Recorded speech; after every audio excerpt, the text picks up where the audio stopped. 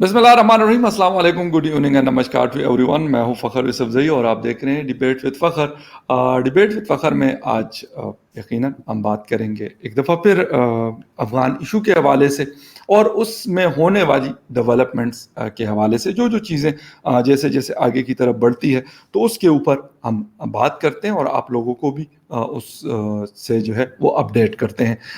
यही अपडेट है कि आखिरकार हिंदुस्तान हुकूमत ने फाइनली मतलब अपना जो इसको हम कहते हैं रोज़ा उसको तोड़ा और फाइनली उन्होंने अफगान तालिबान के साथ बात की और बात सिर्फ ये नहीं की बल्कि बाकायदा मुलाकात हुई कतर में उस हवाले से और क्या चीज़ें हैं या क्या चीज़ें हो सकती हैं या क्या चीज़ें हुई हैं इन पिछले 16-17 दिनों में, इन सारी चीज़ों के ऊपर बात करेंगे। और बात करने के लिए आज मुझे ज्वाइन किया है, यकीनन आप लोग सब जानते हैं, रोहित शर्मा साहब, the senior journalist of India. Thank you very much Rohit ji for joining the show. Rohit ji, हम मेरे ख्याल during the Taliban take over, ये हमारा शायद दूसरा या तीसरा शो है पिछले 17-18 दिनों में, हम बात करते रहे कि हिंदुस्तान खामोश है, हिंदुस्तान खामोश है। और कुछ इंटरनेशनल मीडिया में भी ये खबर आई कि यार बड़ी एक मानीखेज किस्म की खामोशी है, मतलब इस तरह नहीं हो सकता कि एक मुल्क इस तरह खामोश, क्योंकि अलग नहीं है ना। मतलब ठीक है, अमेरिका है, दूर है, या कोई और ममालिक है, अमेरिका भी खैर डायरेक्टली इन्वॉल्व था, लेकिन बहुत सारे ममालिक ऐसे कि दूर है, वो कहते हैं ठीक है यार अफगानिस्तान में अच्छा हो रहा है, बुरा हो रहा है, हमें कोई फर्क नहीं पड़ता, लेकिन हम लोगों को पड़ता है, वो आपका मुल्क हो, मेरा मुल्क हो, या इसके सराउंडिंग्स में दूसरे और मुल्क हो। खामोशी तोड़ दी, मुलाकात हो गई। कैसा देख रहे हैं एज ए जर्नलिस्ट, या वहां पे जो जर्नलिस्टिक कम्युनिटी है या बाकी लोग हैं, किस नजर से देख रहे हैं कि उन्होंने बातचीत कर ली है आखिरकार तालिबान जो लोग हैं दोहा में? देखिए, ये चीज जो हुई है इंडिया और तालिबान के बीच में टॉक्स, ये थोड़ा लेट हुई, पहले होनी चाहिए थी। हम लोग अशरफ गनी गवर्नमेंट को सपोर्ट कर रहे थे, इनफैक्ट जो वहां की इलेक्टेड गवर्नमेंट है उसको सपोर्ट कर रहे थे। लेकिन ऐसा भी होता है कि आप अशरफ गनी गवर्नमेंट को सपोर्ट करें, साथ साथ आप तालिबान से भी बात कर लें, ऐसा भी होता है। लेकिन हम लोगों ने वो स्टैंड नहीं लिया था, रेक्टिफाई किया उसे। बहुत जरूरी थी ये टॉक्स। इस टॉक्स में दो चीजें क्लियर आई। एक चीज के इनफैक्ट तालिबान के रिप्रेजेंटेटिव जो है वहां पर, वो आए थे, शेर मोहम्मद अब्बास, वो आए थे मिलने इंडियन वहां पे जो एम्बेसडर हैं उनसे। अब ये जो टॉक्स थी, इसमें दो चीजें बहुत क्लियर निकल के आई कि कोई भी इंडियन जो वहां पे है अफगानिस्तान में, उसको हार्म नहीं पहुंचाया जाएगा। दूसरी चीज, अफगानिस्तान की लैंड किसी और कंट्री के लिए टू बी स्पेसिफिक इंडिया के लिए टेररिज्म के लिए यूज नहीं की जाएगी।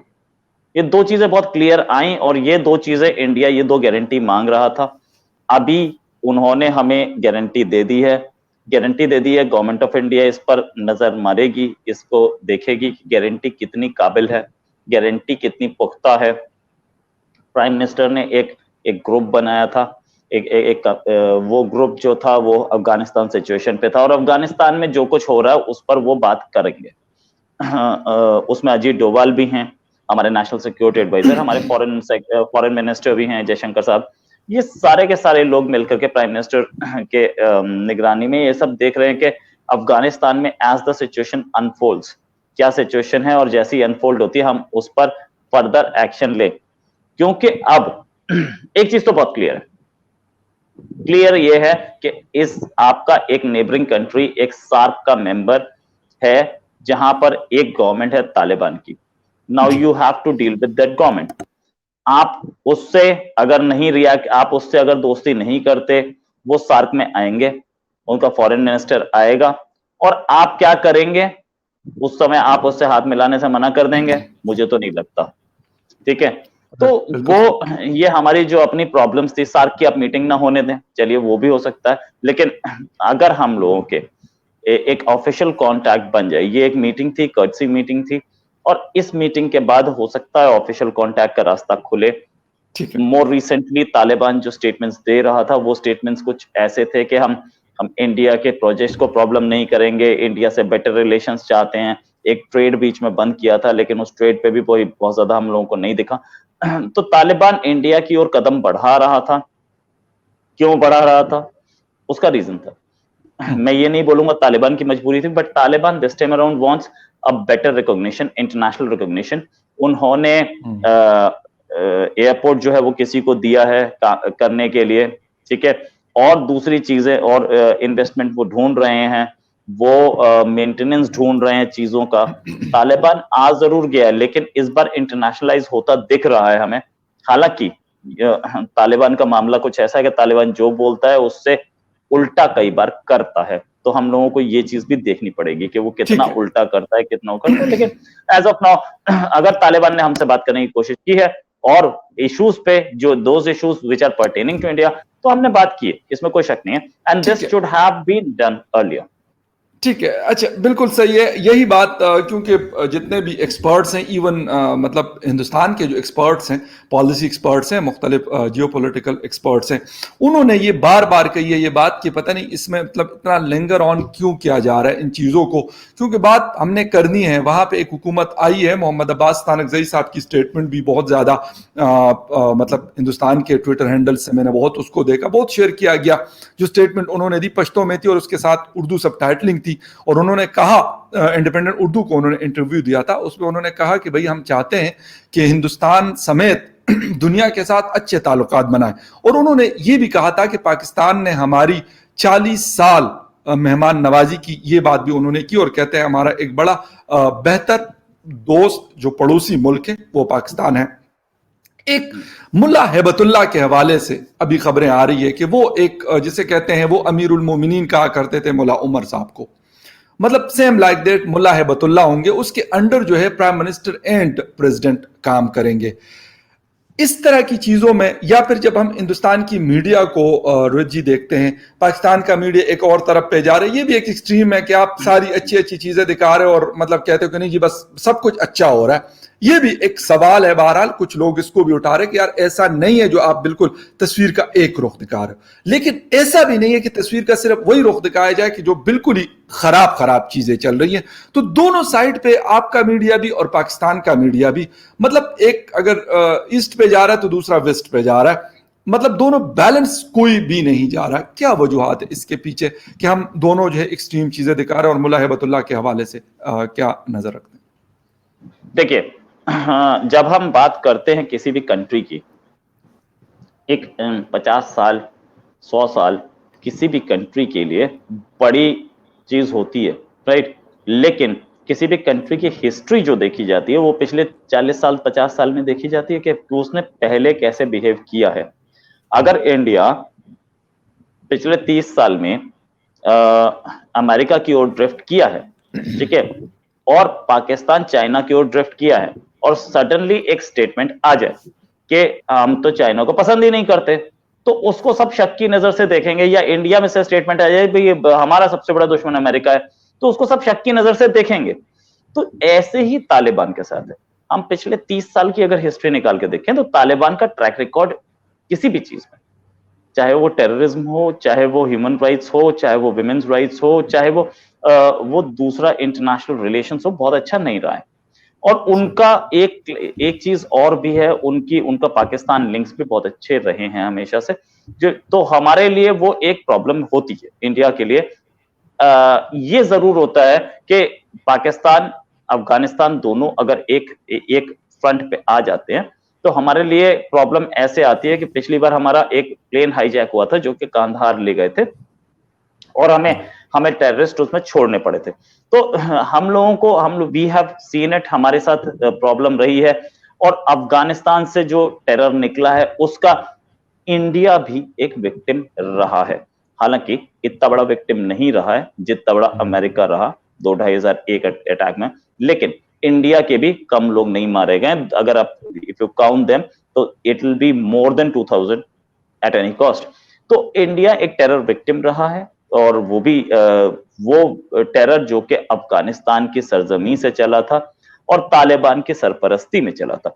तो ऐसे में इंडिया का कॉशियस अप्रोच लाजमी बनता है, और इंडिया ने उसी कॉशियस अप्रोच से काम किया है। इस बार अगर हमें दिखेगा कि वहां से टेरर नहीं आ रहा है तो हम लाजमी बेटर रिलेशंस बनाने की कोशिश करेंगे, लेकिन एज ऑफ नाउ हम लोगों ने जो एक पहल उठाई है, हम लोगों ने जो एक अभी स्टेप उठाया है, इंडिया डिनाई कर सकता था। मीटिंग रिक्वेस्ट की गई थी तालिबान की तरफ से, इंडिया डिनाई कर सकता था, इंडिया ने बोला नो प्रॉब्लम, वील टॉक। तो हम लोग बात कर रहे हैं। इनफैक्ट ये तीन हमारे जो इस समय हमारे फॉरेन मिनिस्ट्री के, एक्सटर्नल अफेयर्स मिनिस्ट्री के तीन सीनियर हमारे ऑफिसर्स हैं। एक मित्तल साहब जो कि अभी इस समय, दीपक मित्तल जो कि इस समय कतर में हैं, और एक हमारे अफगानिस्तान के एम्बेसडर हैं, और एक हमारे IPI पाकिस्तान इंडिया ईरान के ज्वाइंट सेक्रेटरी हैं। वो तीनों के तीनों JP सिंह और रविंद्र टंडन, ये तीनों के तीनों मिलकर के, ये तीनों इस पाकिस्तान ईरान इराक की डेस्क को पहले संभाल चुके हैं, और तीनों के तीनों इस समय बहुत इंपॉर्टेंट पोस्ट पे बैठे हैं। तो ये तीनों के तीनों हम भी इसमें इन्वॉल्व हैं, because they know ins and outs of the area. तो इन तीनों ने मिलकर के हमारी कमेटी से बात की है, और कमेटी ने इनको कुछ इंटरेस्ट किया है, और वो हमें होता दिख रहा है इस समय। ठीक है। अच्छा, मीडिया के हवाले से कि मतलब एक तरफ मीडिया कह रहा है कि भाई पाकिस्तान ने बड़ी हेल्प की है, और पाकिस्तान जो है वो हमेशा दहशतगर्दों की मदद करता है। तालिबान को वो, मतलब तालिबान बल्कि नहीं कहते, टेररिस्ट तालिबान कहा जाता है उनको, कि एक टेररिस्ट तंजीम है जिसके साथ पाकिस्तान जो है ये कर रहा है। लेकिन इसके ऊपर ये भी तो एक खबर बनती है कि उस दहशतगर्द के साथ अगर उसको वो डिक्लेयर करता है कि यार, हालांकि उसको दुनिया ने सबसे पहले, मेरे ख्याल में पाकिस्तान को भी मैं कहता हूं साइड पे लगा के अमेरिका ने किया और यूरोपीय यूनियन के लोगों ने किया। उसके बाद फिर पाकिस्तान एक बहुत, मतलब उसके मुकाबले में बड़ा एक मामूली मुल्क है। पाकिस्तान ने तो बहुत बाद में किया, मतलब बड़े ममालिक ने पहले किया, उनको कहा कि भाई हम आपको दफ्तर खोल के देते, वो पाकिस्तान के कहने पे तो नहीं खोला। लाजमी बात है, जब अमेरिका नहीं कहता कि यार दफ्तर खोले, तो किसकी मजाल है कि कतर की क्या मजाल है और पाकिस्तान की क्या मजाल है कि दोहा के अंदर उसका ऑफिस खोले। लेकिन ये वाली चीजें फिर, मतलब इसके बारे में कि मतलब ये तजाद इस तरह का, कि एक तरफ तो कहा जाता है कि एक ये है, हालांकि ये बात मैंने बहुत दफा की आपके हिंदुस्तानी मीडिया पे कि यार ठीक है, मैं कहता हूं कि भाई हम खुद मुतासिर हुए हैं, 70,000 लोग हमारे मरे हैं, और आज लोग ये भी सवाल उठाते हैं कि भाई उन लोगों को आप कह रहे हैं कि भाई बड़े सही है, बड़े सही है, बहुत सही है, लेकिन ये साथ में आप ये भी बात करते हैं, तो फिर कौन सी चीज सही है? अब ये गलत थी या वो गलत थे? इसी तरीके से मेरा यही सवाल, मतलब एज ए हिंदुस्तान आपसे, एज ए जर्नलिस्ट। देखिए, अमेरिका की बात करेंगे तो अमेरिका जो है वो उस समय, आप 1900s या 2001 जब 11 सितंबर अटैक हुआ, और उसके बाद भी उसके हर स्टेटमेंट में था कि Taliban is terror, Taliban is terror, right. आज वो तालिबान सडनली, क्योंकि उन्हें पुल आउट करना था, because they wanted to pull out Afghanistan, तो उन्होंने एक स्टैंड चेंज किया। इससे पहले इनफैक्ट बाइडेन ने तो आते के साथ ही बोला कि मेरे से पहले 4 प्रेसिडेंट्स इस क्राइसिस को झेलते रहे अफगानिस्तान को, मैं इसे 5th प्रेसिडेंट को हैंड ओवर नहीं करूंगा। तो उन्होंने अपना विड्रॉ किया, और विड्रॉ करते हुए उन्होंने अपनी पॉपुलेशन को, अपनी पब्लिक को यह समझाया कि नहीं नहीं, हम तालिबान से लड़ने नहीं आए थे, हम अलकायदा से लड़ने आए थे। अब अलकायदा तालिबान का क्या रिश्ता था उस समय, पता नहीं, बाइडेन समझा देते तो ज्यादा अच्छा था, हमें तो नहीं पता, है ना। ये कहानियां किसको बता रहे? They just wanted to pull out, वो पुल आउट करना चाह रहे थे, और उन्होंने तालिबान को हटा के, आप काबिज हुए थे, आपने वहां गवर्नमेंट बनाई थी, और उस गवर्नमेंट को हटा के तालिबान आ गया। तो ये आपका वहां 20 साल का मिशन क्या था? आपने बोला हम तो वहां पे डेवलपमेंट के लिए नहीं गए थे। तो यार, डेवलपमेंट के लिए आप नहीं गए थे तो 20 साल क्या कर रहे थे? तालिबान तो हट गया था जब हामिद करजई आ गए थे, उसके बाद आप 20 साल क्यों बैठे थे वहां पे भाई? तो ये सारी चीजें भाई, अमेरिका वहां से पुल आउट करना चाह रहा था, क्योंकि उसको वहां पे उसका इंटरेस्ट खत्म हो चुका था, और इंटरेस्ट खत्म हो गया तो उसने अपने एक्सप्लेनेशंस दे दिए। तो वो रिकॉग्नाइज करेगा ही तालिबान को, और कतर से रिकॉग्नाइज करा दिया। उसके बाद तालिबान की बहुत सारी चीजें और दिखी, तो अमेरिका के कुछ तल्ख स्टेटमेंट्स भी आई, और यूरोपियन यूनियन की भी आई। तो तालिबान को भी पता नहीं, आई डोंट नो, तालिबान के भी कुछ आका कहीं और बैठे हैं, उन्होंने समझाया होगा कि भाई ऐसा मत करो, वरना तुम्हारी इंटरनेशनल रिकॉग्निशन खत्म हो जाएगी, वरना तुम फिर वही वाले तालिबान बन जाओगे। तो तालिबान ने एक बहुत बड़ा स्टेप उठाते हुए इंडिया से मीटिंग कर ली।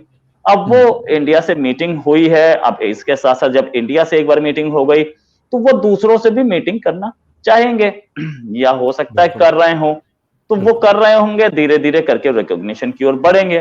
तो हम जल्दी ही ये भी देख सकते हैं कि तालिबान के रिप्रेजेंटेटिव्स नेक्स्ट ओलंपिक में भी पहुंच जाएं, तो वो कोई बड़ी चीज नहीं है। वो अब because America wanted to pull out, America pull out कर गया, तालिबान अफगानिस्तान केओस में पहुंच गया है, और केओस में पहुंच गया, तो अब now how do you justify this, तो वो अपनी जस्टिफिकेशन दे रहे हैं। बिल्कुल, ये पूरा इंटरनेशनल पॉलिटिक्स का दुनिया की किस्सा है, एक बिल्कुल एक गेम होती है। एग्जैक्टली, बिल्कुल मैं इसी बात बिल्कुल सही आपने बात की और मैं एग्री कर रहा हूं आपकी बात से रोहित कि ऐसी गेमें खेली जाती है और बाकी उसका जो ईंधन बनते हैं वो मतलब हम जैसे स्पेशली एशियंस तो बहुत बने हैं, वो बेशक जिसकी हम पहले वर्ल्ड वार की बात करें, सेकेंड वर्ल्ड वार की बात करें, हमारे लोगों को उठा के और उनको फौज में भर्ती किया और उनका मतलब ये सारी चीजें हुई अफसोस के साथ। एक आखिरी सवाल, कल मैं कहीं पढ़ रहा था कि अगर तालिबान से हिंदुस्तान की बातचीत हो सकती है, व्हाई नॉट विद पाकिस्तान?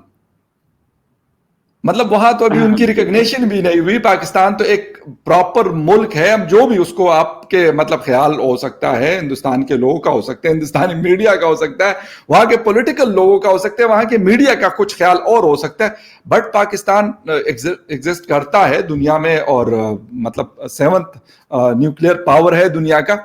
ठीक है, इकोनॉमी भी बहुत खराब है, बहुत बहुत मसाइल है इसमें। मैं हमेशा, इससे पिछली वीडियो मेरी अगर कोई देख ले तो मैंने उसमें बिल्कुल खुल के बात की और मैं करता रहता हूं इस चीज के ऊपर। लेकिन एक मुल्क है, आप उससे मतलब कोई भी मेरा ख्याल इनकार नहीं कर सकता। एक मुल्क है, न्यूक्लियर पावर, तो आप ये पाकिस्तान जो क्लेम करता है उस पर मैं क्या बोलूं। फ्रैंकली स्पीकिंग, अब न्यूक्लियर पावर ही अगर किसी डायलॉग का बेसिस हो तो फिर तो सारी वर्ल्ड नॉर्थ कोरिया से डायलॉग ही कर रही होती। तो nuclear power is nothing, nuclear power is what, nuclear power is a deterrent. आप न्यूक्लियर वेपन यूज नहीं कर सकते, आप न्यूक्लियर वेपन से एक चीज इंश्योर करते हैं कि मेरी सिक्योरिटी में, मैं चाहे अपनी आर्मी का, अपना डिफेंस एक्सपेंडिचर हाफ से भी रिड्यूस कर दूं या 1/4 कर दूं, तो मेरे ऊपर कोई अटैक नहीं करेगा, है ना। वैसा वैसा वैसा पाकिस्तान ने किया नहीं अब तक, उसका डिफेंस बजट बढ़ता जा रहा है। तो न्यूक्लियर पावर इस चीज के लिए होती है। न्यूक्लियर पावर इंडिया के पास भी है, चाइना के पास भी है, ठीक है, दोनों के पास। अब चाइना का जो डायरेक्ट लड़ाई है यूएस से, उसमें वो क्लियर है कि भैया मैं आपसे आधी फोर्स हूं, हाफ द फोर्स, लेकिन आप मुझ पर अटैक नहीं कर सकते। और इंडिया भी चाइना को कुछ ऐसा ही बोलता है कि भाई हम आपसे वीकर फोर्स भले ही है, लेकिन आप हमारे पर अटैक नहीं कर सकते, हमारे पास न्यूक्लियर वेपन, राइट। तो nuclear power is for that. अब आते हैं हम, पाकिस्तान जो है एक कंट्री है, एग्जिस्ट करता है, यस एग्जिस्ट करता है। पाकिस्तान एग्जिस्ट ही नहीं करता है, हमारे पास पाकिस्तान की एम्बेसी है, मतलब हाई कमीशन है, और पाकिस्तान में हमारा हाई कमीशन है। और ऐसे कोई हमारे रिलेशंस खत्म नहीं है, तालिबान से हमारे रिलेशंस खत्म थे, जीरो थे पिछले 20 साल से। हम तालिबान से मीटिंग हो गई, तालिबान आया और मीटिंग हो गई, हमारी कोई प्रीरिक्विजिट कंडीशंस नहीं थी उसमें। लेकिन पाकिस्तान से हमारी रिलेशंस हैं, टॉक्स नहीं चल रहे हैं। टॉक्स नहीं चलने का रीजन है क्योंकि हमारी पिछली गवर्नमेंट्स, यानी कि 7 years ऑफ मोदी गवर्नमेंट, उससे पहले 10 years of Manmohan Singh government, और उससे पहले अटल बिहारी वाजपेयी गवर्नमेंट, इन तीनों का स्टैंड ये था कि जब तक टेरर चलेगा, पाकिस्तान की तरफ से टेरर इंपोर्ट होगा, मतलब एक्सपोर्ट किया जाएगा इंडिया में, तब तक हम टॉक्स नहीं करेंगे। और टॉक्स क्यों नहीं करेंगे? क्योंकि होता यह है कि हम टॉक्स कर रहे होते हैं और टॉक्स के साथ साथ एक अटैक हो जाता है बॉम्बे में, मुंबई में, या एक अटैक हो जाता है कश्मीर में, या एक ब्लास्ट हो जाता है दिल्ली में। तो हम लोग अपनी पब्लिक को ये नहीं समझा पाते कि हम टॉक्स कर रहे हैं और यहाँ हमारे लोग मर रहे हैं, ठीक है। बहुत क्लियर बात, यही चीज वर्ल्ड का कोई भी कंट्री करता, इंडिया छोड़िए, कोई भी कंट्री करता। तो एक बार टेरर खत्म हो, और एक बार जनरल मुशर्रफ ने ये बात मोस्ट लाइकली यूएन में बोली थी, जिसके बाद इंडिया का भी स्ट्रॉन्ग स्टेटमेंट आया था। उन्होंने बोला था एक बार टॉक्स तो कीजिए, अगर आप टॉक्स करेंगे तो टेरर तो 10 मिनट में खत्म हो जाएगा। तो उसके बाद इंडिया ने बोला था अच्छा जी, आपने मान लिया कि टेरर आपके पास से आता है, तो उन्होंने बोला इंडियन स्टेटमेंट इज अनफॉर्चुनेट। तो ये बात कि टॉक्स और टेरर दोनों इकट्ठे नहीं चल सकते। हम लोग ये नहीं कर सकते कि हमारे ऑफिशियल्स वहां जाकर के मीटिंग्स में बैठे हैं और बिरयानी खा रहे हैं और हमारे लोगों को मुंबई के होटल्स में मारा जा रहा है। ऐसा तो पॉसिबल नहीं हो सकता, और कोई कंट्री नहीं करेगा। पाकिस्तान कर रहा होता तो क्या हम देख लेते, पाकिस्तान भी कर रहा होता तो तो इसमें हमारा बहुत क्लियर स्टैंड है। हमारे हमारे ऑफिशियल रिलेशंस हैं, we do have relations, no doubt about it, लेकिन वो रिलेशंस अब भी इस लेवल पे they are on a dip, क्योंकि और अफगानिस्तान में तालिबान काबिज होने के बाद से तो रिलेशंस में और स्ट्रेन आने के चांसेस बहुत ज्यादा हैं। द रीजन बीइंग कि आपके रूलिंग पार्टी के मेंबर्स कुछ ऐसे स्टेटमेंट्स दे रहे हैं कि तालिबान हमें कश्मीर लेके देगा। आई डोंट नो कि तालिबान कश्मीर आपको कैसे लेके दे देगा। तालिबान को उसके बाद 2 बार स्टेटमेंट देना पड़ा कि कश्मीर से हमारा कोई लेना देना नहीं। आई डोंट नो, मतलब कुछ कुछ ऐसे एमपीज और मिनिस्टर्स भी होते हैं ना जो कि अपनी पॉपुलैरिटी बढ़ाने के लिए स्टेटमेंट दे देते हैं, पता नहीं किसने उन्हें बताया कि ऐसा कुछ होने वाला है, और तालिबान उसके बाद क्लैरिफिकेशन दे रहा है। रोहित, ये वो लोग हैं कि इनको ये नहीं पता कि पिछली हुकूमतों में पेट्रोल की हाईएस्ट प्राइस कितने पे गई थी, डॉलर की जो प्राइस है वो पाक रुपीस के अगेंस्ट कितने में गई थी, बिजली का यूनिट कितने का था। इनसे तो यकीन करें, मैं कहता हूं कि यार एक स्कूल का, छोटे स्कूल का, जिसे कहते हैं, मेरे गांव में एक छोटा सा स्कूल है प्राइमरी, मैं भी खैर वहीं से पढ़ा, ऐसा नहीं, बहुत पुराना स्कूल है, 1973 में बना था। उस स्कूल का कोई बच्चा उठा लो, यकीन करें, मैं कहता हूं कि इनकी जो यहाँ पे हमारे ये एमपीज और ये बैठे हुए मेजॉरिटी, सब नहीं कहते, बीच में से बेहतर लोग भी हैं, इसमें कोई शक नहीं है, लेकिन ज्यादातर इसी तरह के हैं जिनके आप स्टेटमेंट पढ़ते हैं, जिनको पता ही कुछ नहीं है कि हम क्या बकवास कर रहे हैं। ठीक है भाई, तालिबान आपकी फौज है, परसों उनकी ब्रीफिंग इन्होंने ली है, ये कह रहे थे हमें ये वो ब्रीफिंग दे रहे हैं, वो ब्रीफिंग नहीं दे रहे थे, मतलब इनको कह रहे थे कि बेटा ये करना और ये नहीं करना। ठीक है, वो कभी कभार वैसी, मतलब कान चान जिस तरह बच्चों के कैंचे जाते हैं ना, वो वही वाला सीन था। तो ये वो है, इनकी क्या मतलब बात करने के, ये कहेंगे जी वो हमारे तो तालिबान जाएंगे और वो कश्मीर लेके दे देंगे। 75 सालों में तुम लोगों के क्या कारनामे है कि मतलब तालिबान ने 20 साल जंग लड़ी अमेरिका के खिलाफ, अपना मुल्क उन्होंने खाली करवा दिया, उनका हक था, वो जाने, उनका काम जाने, वो आपके लिए तोड़ी है, आपके किराए की फोर्स तो नहीं है ना। आप अपनी वाली को करते हैं तो करें, लेकिन वो साफ कहते हैं कि भाई हमने अपने लिए जंग लड़ी है, हमने अपनी जानें दी है, और हकीकत ये है कि उन्होंने दी है सर। अगर आप उनको ये कहते हैं, वो नाराजगी रोहित उनकी इस चीज के ऊपर है, पाकिस्तान से इस वक्त की मैं बात कर रहा हूं, वो कहते हैं कि हम आपके कोई मतलब स्टेट नहीं है, हम आपके एक अलग मुल्क है, हम, हमारी अपनी एक आइडेंटिटी है अफगानिस्तान की, सब कुछ है हमारा, हम जाने, हमारा काम जाने, आप मतलब अपने तरीके से रहे। अगर एज ए मुल्क, as a country to country जो बात होती है, इसी तरीके से बात करें, आप जिस तरह ईरान से करते हैं, जिस तरह हिंदुस्तान से करते हैं, जिस तरीके से चाइना से करते हैं, या किसी और XYZ मुल्क से करते हैं। हम आपकी कॉलोनी नहीं है भाई, हमने अमरीकों को जूते मारे तो आप लोग क्या। तो ये चीजें अफसोस के साथ कि ये मतलब ये जिसे कहते हैं गन करते रहते हैं, और ये हुकूमत तो माशाल्लाह से क्या बात है इनकी। तो ये वो है। जी जी, वो मैडम जो थी, उनसे कोई ये पूछे कि आपको अगर तालिबान ही देगा कश्मीर लेके, तो भाई आपने आर्मी क्यों रखी हुई है?